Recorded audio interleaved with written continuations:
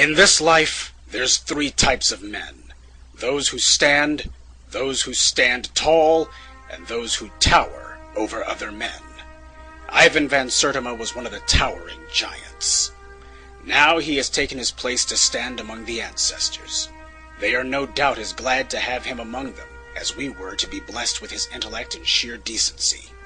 He was born in Guyana, but understood clearly that he was an African. After many years living in the wilds of South America, he fought his way into the University of London, and later Rutgers University. But rather than become part of the establishment, he turned the knowledge he'd learned and the contacts he'd gathered to create a foundation for his literary venture, the Journal of African Civilizations.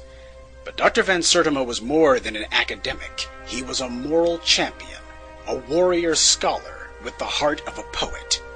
We do not just come, as academics usually do, to give a new set of facts, because facts are not necessarily truth. Facts need to be breathed into. Facts have to have a quality, a vision. Because as I discovered when I began to study Native America, the prehistory of America closely, I found the people who had the most facts had the least truth. In his research and his analyses, Dr. Van Sertima was both moving and profound. He insisted upon excellence in pursuing the truth of what we had done and what our efforts have meant to the world. You are dealing with people who felt you had to be as perfect as possible. Let us pray that those of us, our people who learn of their heritage, their ancestors, will not accept mediocrity as their standard.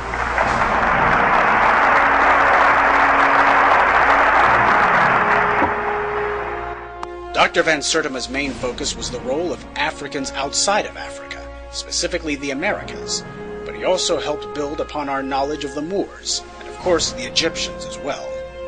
Dr. Van Sertima's greatest gift to us was the proof that all of us have a responsibility to reestablish the truth of black exceptionalism, not just in history, but the present day.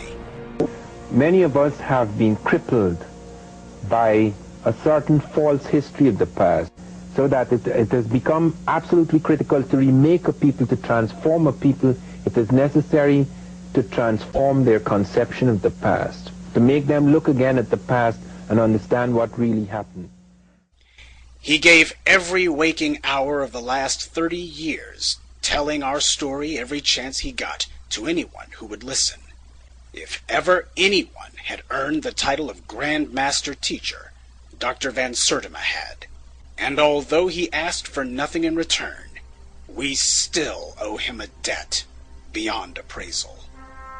I want, in closing, to quote a poem which was written by Martin Carter, my countryman, on the death of my father. It is called Death of a Comrade. Too soon, the banner draped for you. I would prefer a banner in the wind, not bound so tightly with a scarlet fold, not sodden with your people's tears, but borne aloft, down and beyond this dark, dark lane of rags. Dear comrade, if it must be that I no longer speak with you, no longer walk with you, no longer march with you, then I must take a patience and a calm, for even now a greener leaf explodes, sun brightens stones, and all the rivers burn.